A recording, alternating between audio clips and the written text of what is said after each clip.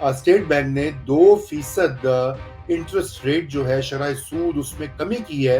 हमारी team as usual वो mafia Shafia मांग रही होगी जी, बस ये जान दो ना करो भाई। ये मैक्रो इकोनॉमिक स्टेबिलिटी आ रही है और ये आहिस्ता आहिस्ता हमने इसको सही पटरी पर डाल दिया मुल्क को, और अब आगे जो है अच्छी खबरें आना शुरू। एनर्जी सेक्टर में बेड़ा गर्क हुआ हुआ है, आपको पता ही है कि वो कहाँ तक पहुंच गई है, वो 76 रुपए तक पहुंच गई है। रिलीफ नहीं मिलेगा जब तक पॉलिटिकल स्टेबिलिटी नहीं आएगी। पॉलिटिकल स्टेबिलिटी आएगी तो आप फिर जिस तरह का भी प्लान बनाएंगे उसके पीछे आपके पास पीपल्स पावर होगी। सबसे बड़ा प्रॉब्लम ही ये बना हुआ है स्टेबिलिटी, सियासी इस्तेकाम जो है वो, और उसकी कोई दूर दूर उसका कोई चांस नहीं लग रहा। तो जितना वो इंटरेस्ट रेट कम करेंगे रुपी उतना ही अनअट्रैक्टिव होगा। मुल्क में सरमायाकारी हो, सरमायाकारी नहीं होगी तो ग्रोथ कैसे होगी? ग्रोथ नहीं होगी तो जॉब्स नहीं होगी, जॉब्स नहीं होगी तो खुशहाली नहीं होगी।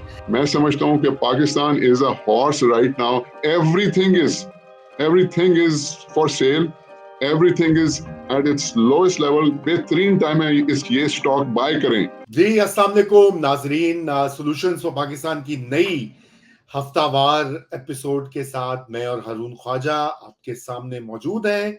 वेलकम बैक हारून साहब। इससे पहले कि हम गुफ्तगू को आगाज करें, अपने नाजरीन को कहेंगे कि हमारे चैनल को सब्सक्राइब करें और ये वीडियो पसंद आए लाइक भी करें, कमेंट्स भी दें, और आपके कमेंट्स सब हम पढ़ते हैं। तो आज हम बात करेंगे, पाकिस्तान के लिए अच्छी खबर ये है कि आईएमएफ की जो बोर्ड है वो इस महीने के आखिर में पाकिस्तान के साथ जो प्रोग्राम है उसकी अप्रूवल दे देगा, यही उम्मीद है। और पहले बहुत ज्यादा ये स्पेकुलेशन हो रही थी कि शायद ऐसा ना हो पाए और कोई मामला खटाई में पड़ा है। हमने पिछले हफ्ते भी बात की थी और आपने हारून भाई ये कहा था कि नहीं ऐसा नहीं होगा। तो बहरहाल वो थिंग्स आर ऑन ट्रैक। और साथ ही हुकूमत ने, स्टेट बैंक ने 2% इंटरेस्ट रेट जो है शरह सूद उसमें कमी की है, जिसका के उम्मीद है कि असर होगा इन्वेस्टमेंट के ऊपर या मुल्क की जो बिजनेस ग्रोथ है उसके ऊपर। तो ये दोनों मौजूआत हैं, इनके ऊपर बात करेंगे आज हारून साहब। सबसे पहले आईएमएफ प्रोग्राम की बात स्टार्ट हो जाए। ये डेवलपमेंट होगी, अच्छी डेवलपमेंट होगी। कुछ उम्मीद है कि स्टेबिलिटी आ जाए, ऑल्दो कि ये सिर्फ ये कोई बेस्ट वो तरीका नहीं है, लेकिन ये कि गिवन पाकिस्तान सिचुएशन आईएमएफ की डील जरूरी भी है। जरा इसके ऊपर अपना कमेंट दीजिए और फिर आगे बढ़ते हैं। बिस्मिल्लाहिर्रहमानिर्रहीम। रजा, जैसे आपको याद होगा ये जब स्टाफ लेवल एग्रीमेंट हुआ था, ये हमने शायद एक आधा प्रोग्राम पहले भी डिस्कशन की थी कि 13 मई से 23 मई तक नेथन पोर्टर साहब तशरीफ लाए थे, और फिर इवेंचुअली जुलाई में जाके staff level SLA staff level agreement Pakistan और IMF का हुआ था। अब वो हमारे एक्सपर्ट्स जो हैं वो ऐसे ही सुनी सुनाई बातें और वो अखबारों में पढ़ के कमेंट कर देते हैं, बट इट्स वेरी सिंपल। थोड़ा सा एक्सपीरियंस चाहिए, थोड़ा सा एक्सपोजर चाहिए, लेकिन मेनली अगर आप वो SLA पढ़ लें तो उसके अंदर मैंने उस वक्त भी जुलाई में हमारा जो प्रोग्राम था मैंने स्पेसिफिकली इसको हाईलाइट किया था कि एक उसके अंदर सेंटेंस लिखा हुआ है, timely conformation of necessary financing assurances from Pakistan development and bilateral partners. तो ये उसकी एक कंडीशन है। स्टाफ लेवल एग्रीमेंट जो हमने साइन किया हुआ है उसकी कंडीशन है कि भाई आपके जो ममालिक और बायलैटरल पार्टनर्स जो हैं उनके साथ आपकी एक एश्योरेंस चाहिए होगी हमें कि वो आपको असिस्टेंस जारी रखेंगे। तो वो मिल गई है एश्योरेंस, और उसमें कोई हम देख भी नहीं रहे थे प्रॉब्लम उन ममालिक के साथ, UAE, चाइना और सऊदी अरेबिया के साथ। वो जो भी रोल ओवर होना है, जो भी एग्रीमेंट्स होने हैं वो राइटिंग में होंगे, उसकी लैंग्वेज निगोशिएट हो रही होगी, वो कुछ ज्यादा चीजें उसके अंदर ऐड करना मांग रहे होंगे। हमारी टीम एज यूजुअल वो माफिया शाफिया मांग रही होगी जी, बस जी जान दो ना करो। तो वो करके इवेंचुअली अब साइन हो गए एंड IMF को अश्योरेंस मिल गई है। अल्लाह अल्लाह खैर सलाह, ये तो आगे जाएगा। It's pretty much generally speaking SLA जब हो जाता है तो IMF का बोर्ड जो है वो उसको अप्रूव कर देता है। So that's why I said last week भी कि मुझे तो नहीं लगता कोई मसला इसमें। ठीक, बिल्कुल।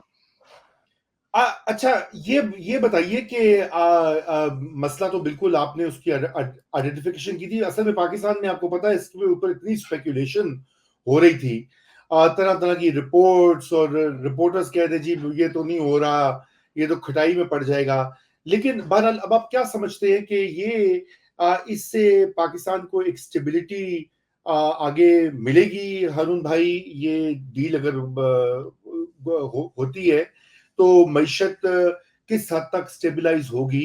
ये भी एक अहम नुक्ता है, क्योंकि आईएमएफ के प्रोग्राम का लार्जर शॉर्ट टर्म तो चले पैसे आ जाएंगे, लेकिन जो स्टेबिलाइजेशन जिसे आईएमएफ की जबान में भी कहा जाता है, वो किस तरह से फिर आगे, थोड़ा सा ये भी एक्सप्लेन करें नाजरीन के लिए।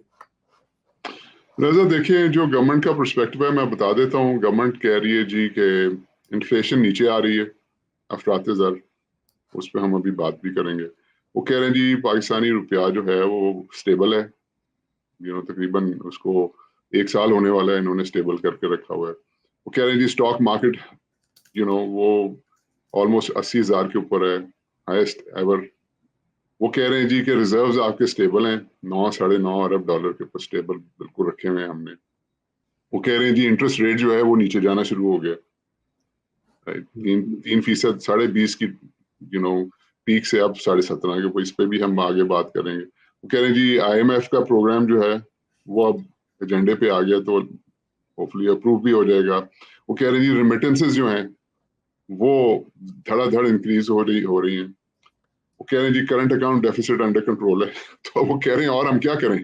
तो वो तो बड़ी उनके पास लॉजिक है कि भाई ये मैक्रो इकोनॉमिक स्टेबिलिटी आ रही है, तो और ये आहिस्ता आहिस्ता हमने इसको सही पटरी पर डाल दिया मुल्क को, और अब आगे जो है अच्छी खबरें आना शुरू होंगी। ये है गवर्नमेंट का पर्सपेक्टिव। अब मैं आपको दूसरी साइड का पर्सपेक्टिव बता देता हूँ।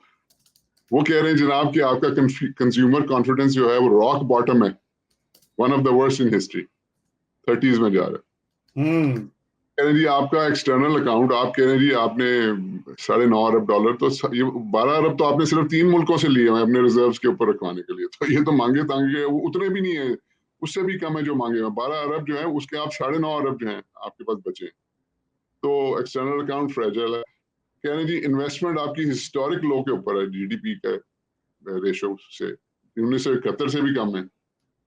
वो कह रहे जी एफबीआर आपके जो टैक्स कलेक्शन है वो पहले 2 महीने में तकरीबन 100 अरब रुपए की जो है वो डेफिसिट है बजट से। कह रहे प्राइवेटाइजेशन का हाल देखें आप, एक अदारा प्राइवेटाइज नहीं कर सके। जो आप पीआईए का लारा लगाया था उसका भी अभी तक कोई पता नहीं क्या हो रहा है। कह रहे जी आपका जो अप्रोचिंग 30% ऑफ फॉरेन डेट आपका चाइना के साथ है, जिसकी रिस्ट्रक्चरिंग होना बहुत जरूरी है, वो भी लिम्बो में है, उसका भी कोई खबर नहीं आ रही कि क्या उसके बारे में हो रहा है। एनर्जी सेक्टर में बेड़ा गर्क हुआ है, आपको पता ही है कि वो कहाँ तक पहुंच गई है, वो 76 रुपए तक पहुंच गई है पर यूनिट। एंड फाइनली वो कह रहे हैं जनाब कि जीरो पॉलिटिकल स्टेबिलिटी है। तो कहाँ की मैक्रो इकोनॉमिक स्टेबिलिटी?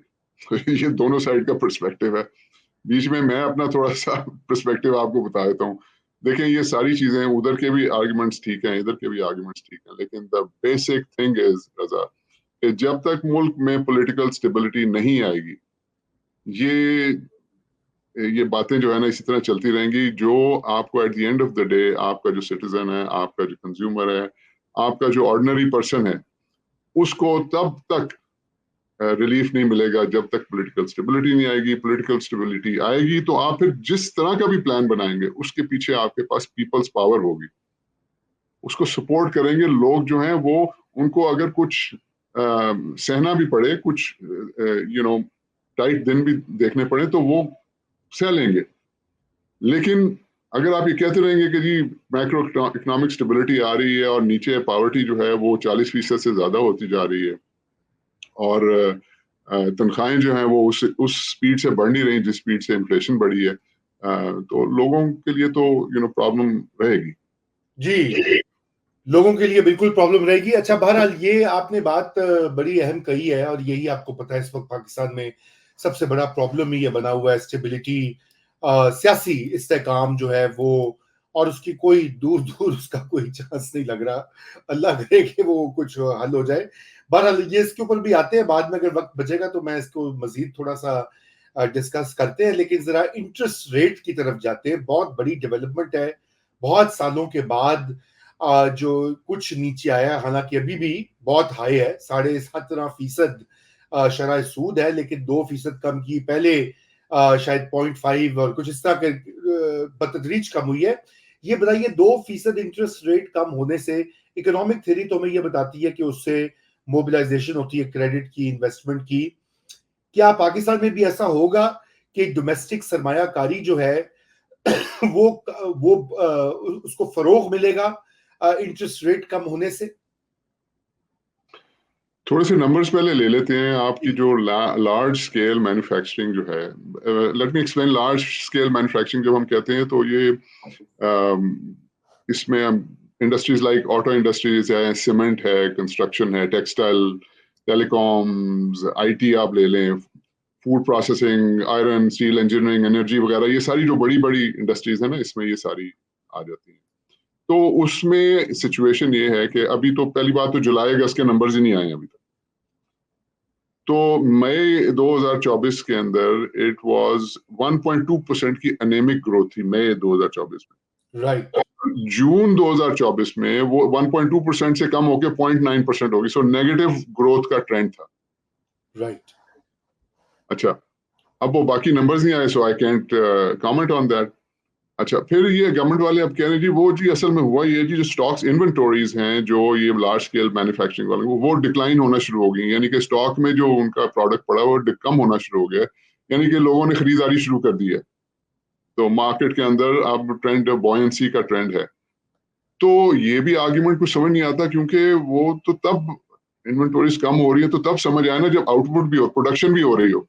जब प्रोडक्शन हो नहीं रही, आउटपुट कोई है नहीं, इन्वेंटोरीज कम हो रही है, तो इसका मतलब तो अच्छी बात तो नहीं है कि आप यानी कि आप फर्दर प्रोड्यूस कर नहीं रहे हैं और जो आपने स्टॉक में रखा है उसी को बेची जा रहे हैं।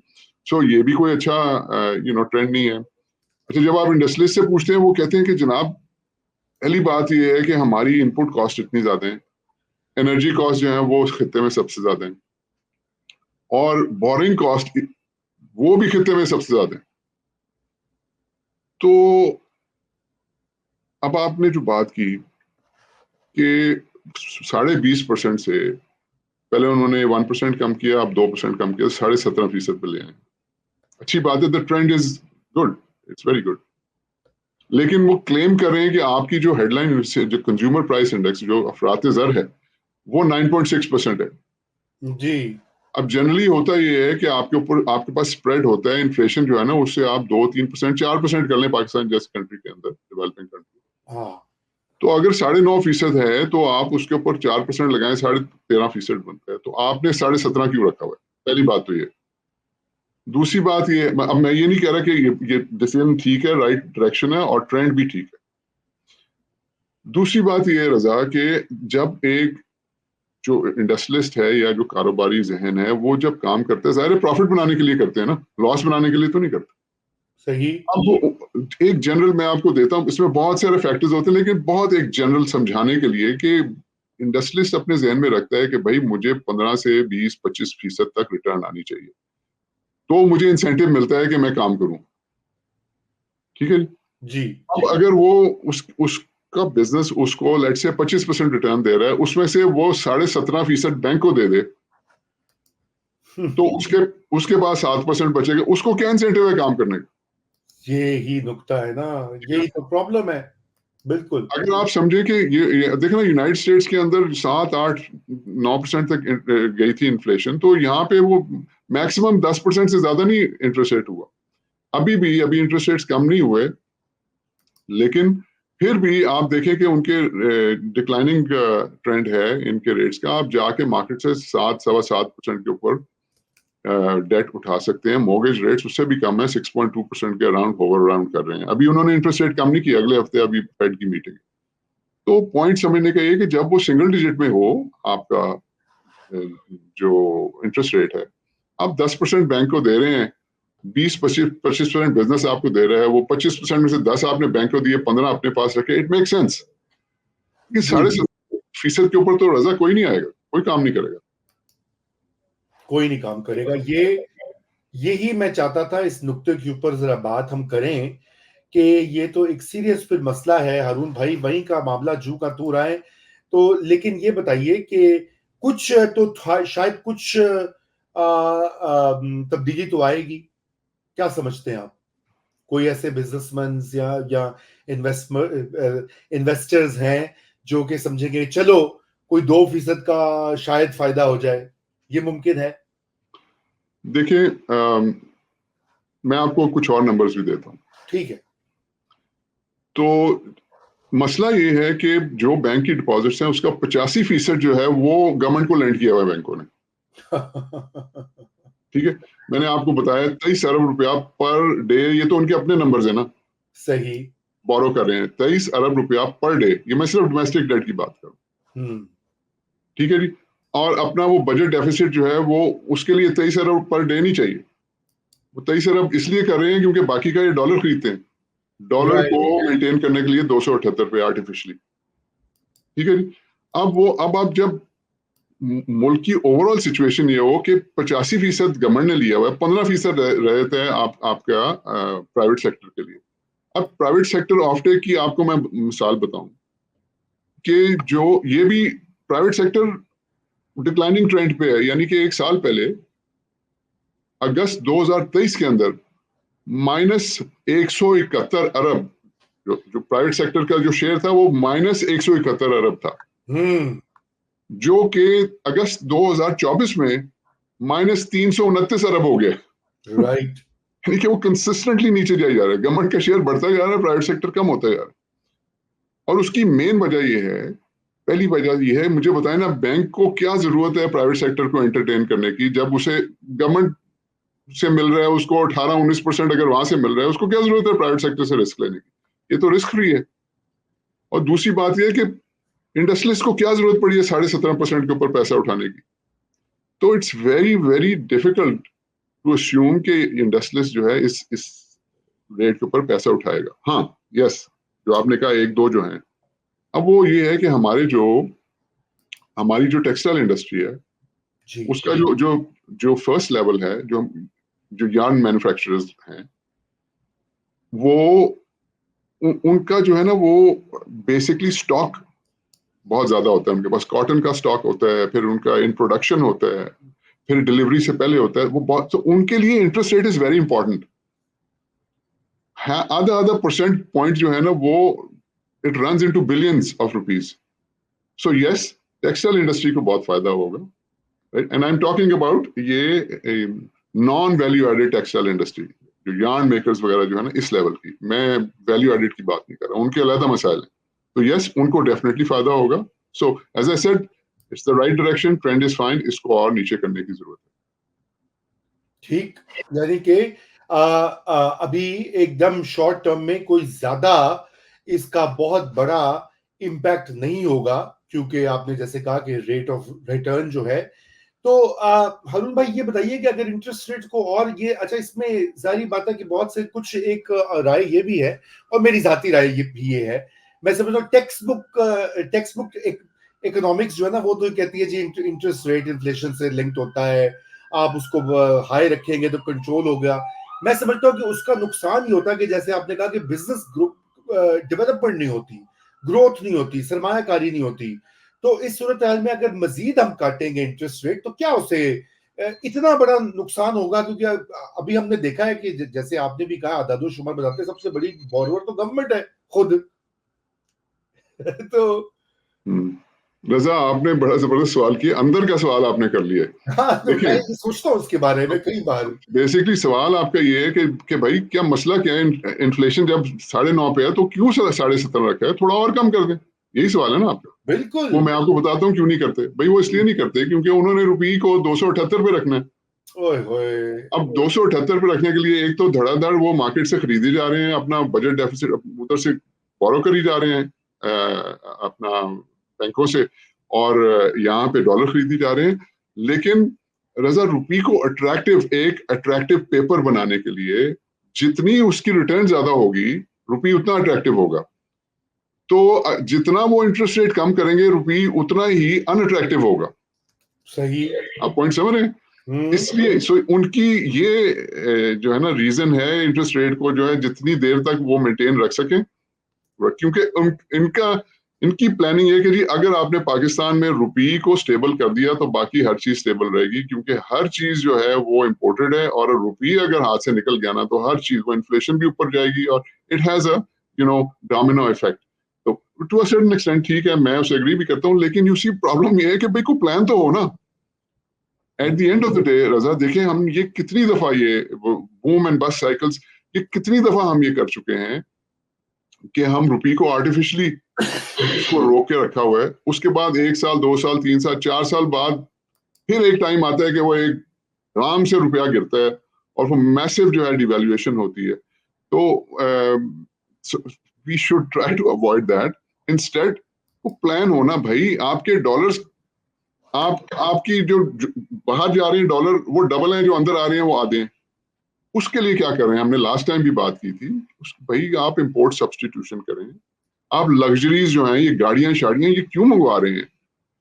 पाकिस्तान में नई गाड़ियां नहीं बनेंगी तो क्या कौन सा जल्जला आ जाएगा? ठीक है, अब मैं आपको बताऊं रजा कि ये लार्ज ऑटोमोटिव इंडस्ट्री जो है, मैं उठता बैठता हूँ इंडस्ट्रियलिस्ट के साथ, मैं ऐसे इंडस्ट्रीज को जानता हूँ जो बिग इंडस्ट्रीज जो कि प्रोवाइड करते हैं parts, locally manufactured parts automotive industry को।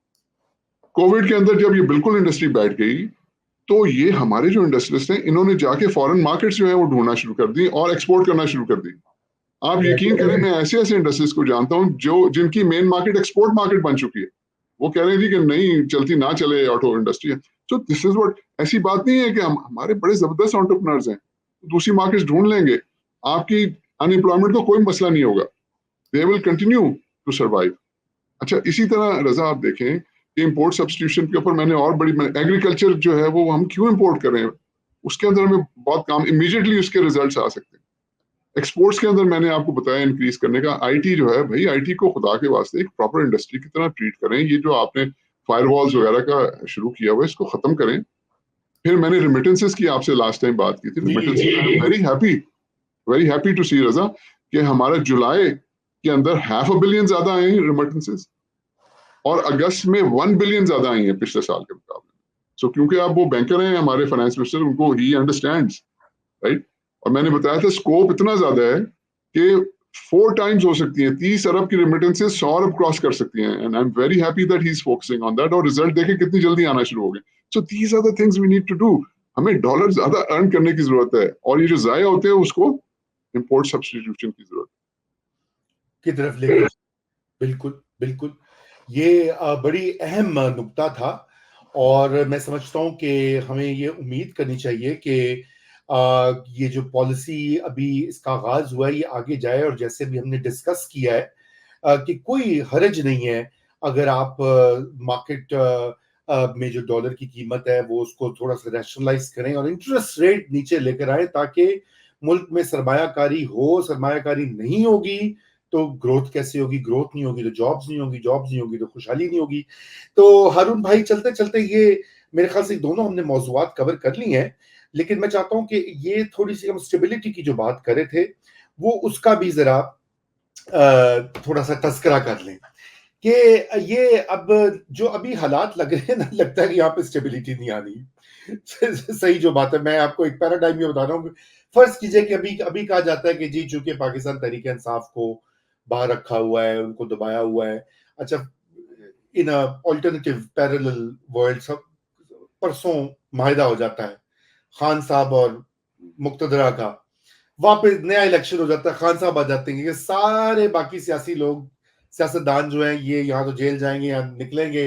ये भी वही मुजाहरे, वही का चक्कर, वही इस्टेब्लिशमेंट को गालियां ताने दबाओ, और ये एक नेवर एंडिंग साइकिल है इधर। क्योंकि हमने देखा पहले इमरान खान के दौर में भी यही हो रहा था, पीडीएम बनी, जलसे पे जलसा, जलसे पे जलसा, दबाओ, प्रेशर, ये वो। अब उसका एक और वर्जन हम देख रहे हैं। अब ये देखना ये कि इस तरह तो पाकिस्तान में मेरे ख्याल से हकीकी स्टेबिलिटी सिर्फ मार्शल लॉ के अदवार में ही कोई 5-7 साल आई है। अदरवाइज तो यही रहा है। आई मीन सिविलियन जो गवर्नमेंट्स हैं उसमें आप क्या समझते हैं कि क्या ऐसी चीज जो हमें सोचने की जरूरत है या करने की जरूरत है? क्योंकि ये अब हमारे कंस्ट्रेंट्स हैं, ये एक पोलराइज्ड सोसाइटी बन चुकी है। यहाँ पे रूल ऑफ लॉ तो है ही नहीं, कई दहाइयों से कंसेंसस भी कोई नहीं है पॉलिसी पे। अभी आपने प्राइवेटाइजेशन का जिक्र किया, अब वो होता ही है कि अभी तो कुछ कर रहे हैं, जब कंसेंसस है भी तो नहीं है। अभी जब होगी प्राइवेटाइजेशन तो ये यही पीटीआई सबसे ज्यादा शोर मचाएगी, और कल को ये पावर में होंगे तो दूसरी पार्टीज मचाएंगी। तो किसी तरह से इन कंस्ट्रेंट्स के अंदर रहकर, यदि कि एक्सेप्टिंग कि ये दुनिया ऐसी ही है, पाकिस्तान ने ऐसे ही चलना है, वो फैज अहमद फैज ने कहा था, उस इन कंस्ट्रेंट्स के अंदर हम क्या क्या कर सकते हैं? What is the pragmatic way forward? That's my last point I wanted to raise. I'll try to summarize it in 2.5 minutes. देखें, सबसे पहले आते हैं कुछ ऐसे फोर्सेस, एक्सटर्नल फोर्सेस जो हमें टाइट कर सकते हैं, और वो है IMF. IMF ने एक टर्म यूज करना शुरू की है, fiscal consolidation. Right. And keep this thing in mind. Fiscal consolidation ये ध्यान में रखें आप. ये बड़ा इंपॉर्टेंट उन्होंने टर्म यूज करना शुरू कर दिया अपने मुआहदों के साथ. फिस्कल कंसोलिडेशन का मतलब ये है कि जो आप अपने जो है डेट जो है उसको कम कर रहे हैं, किस तरह से अपने एक्सपेंसेस रिड्यूस करके और अपनी इनकम ज्यादा करके. सिंपल सा मीनिंग है. तो ये आपके एक्सटर्नल अकाउंट में भी, डॉलर्स में भी, रुपी में भी. गोल क्या जी? एक्सपेंसेस कम करने और रेवेन्यू इंक्रीज करना. अगर रजा ये नहीं होगा ना, अनकरीब अगर हमारी पॉलिटिकल स्टेबिलिटी नहीं होती तो ये दोनों चीजें नहीं होनी. क्योंकि मैंने आपको बताया कि FBR जो है वो पहले 2 महीने में 100 बिलियन के करीब रुपए का उसका खसारा है. तो ये अच्छा, एक्सपेंस ये कम नहीं कर पा रहे, इसी डर से कि हम कम करेंगे वो तो नौकरियां कम हो जाएंगी, तो फिर क्रिटिसिज्म होगा, ऑपोजिशन करेगी. और रेवेन्यू बढ़ा नहीं पा रहे क्योंकि वो जाहिर है there is disagreement within the society as well. तो अनकरीब आप सुनना शुरू हो जाएंगे कि ये लोग IMF वगैरह जो हैं, क्योंकि फिस्कल कंसोलिडेशन नहीं होगी तो वो भी पॉलिटिकल स्टेबिलिटी डिमांड करने लगे. वो करते नहीं है डायरेक्टली, लेकिन क्योंकि fiscal consolidation is dependent on आपकी जो पॉलिटिकल स्टेबिलिटी है, तो ये एट सम पॉइंट ये बीच में आ जाना है. ठीक है. सो ये पर्सपेक्टिव है. हमारे पास चारा कोई नहीं, मैं कहने की कोशिश कर रहा हूँ. I think we hit the bottom. आपको पता है मैं पाकिस्तान के बारे में हमेशा बहुत अपबीट रहा हूँ. मैं समझता हूँ कि Pakistan is a horse right now. everything is for sale, everything is at its lowest level. बेहतरीन टाइम है ये स्टॉक बाय करें. पाकिस्तान का स्टॉक, ये जो पंटर्स होते हैं ना, पंटर्स, वो डील्स ढूंढते हैं ऐसी. जो बड़े बड़े ये जो बिलियनर इन्वेस्टर्स होते हैं वो ऐसी कंपनियां ढूंढते हैं जहां पे उनको नजर आता है कि ये इस वक्त जंक है, इसके स्टॉक्स में अभी खरीद लूं और इसको मैं टर्न अराउंड कर दूंगा, इसको रिस्ट्रक्चर. पाकिस्तान का वो हाल है, इसका इतना पोटेंशियल है. दिस इज द टाइम कि पाकिस्तान में आप जाके किसी ना किसी तरह का स्टेक ले लें, क्योंकि Pakistan has hit the wall. अब तमाम जो हमारे प्लेयर्स हैं उनके पास चॉइस कोई नहीं है. ये मेरे ख्याल से चंद हफ्तों की बात है. They will have to sit together and they will have to learn कि डेमोक्रेसी का मतलब है पावर शेयरिंग. डेमोक्रेसी का मतलब ये नहीं है कि जी आप सिविलियन डिक्टेटरशिप शुरू कर दें. इन सबको बैठ के डिसाइड करना पड़ेगा कि जी क्या प्राइवेटाइजेशन का एजेंडा होना चाहिए, टैक्सेशन कैसी होनी चाहिए, ये हमारे जो है फॉरेन डेट को कैसे रीपे करें, हमारी जो है फॉरेन रिलेशंस कैसे होने चाहिए, वगैरह वगैरह. ये सब कुछ इनको सबको बैठ के तय करना पड़ेगा. And that is the only way forward, Raza. And I think we are approaching there very fast. अल्लाह करे. मैं तो आपका ऑप्टिमिज्म बिल्कुल शेयर करता हूँ. मैं समझता हूँ कि जरा नम हो ये मट्टी तो बड़ी जरखेज है साकी, बकौले शायर. मगर मसला ये कि इनमें से एक जो फरीक है ना, वो कहता है कि मैं बाकियों को तस्लीम नहीं करता. अब उसका भी कुछ बंदोबस्त करना पड़ेगा. खुदा हिदायत दे, उनको भी दे और मुक्तदरा को भी दे कि वो भी ये खत्म करें जो मुल्क जिस हाल में पहुंच गया है. बाकी तो पोटेंशियल बिल्कुल दुनिया का 5वां बड़ा आबादी के लिहाज से मुल्क है, और उसका पोटेंशियल खुद ही हमने तबाह किया हुआ है. बहरहाल हारून भाई, इस हफ्ते के लिए इतना ही. नाज़रीन, आपको अगर हमारी वीडियो में कोई ऐसा पॉइंट जिसके ऊपर आप मजीद वजाहत चाहते हैं, या आप कोई अगले हफ्ते के लिए टॉपिक चाहते हैं, तो कमेंट्स बॉक्स में लिखें और अपनी राय जरूर दीजिए. और इसको लाइक जरूर करें. वीडियो ये लाइक करेंगे तो आगे लोगों तक पहुंचेगी. और इसके साथ ही खुदाफिज, और नेक्स्ट वीक फिर मुलाकात होगी.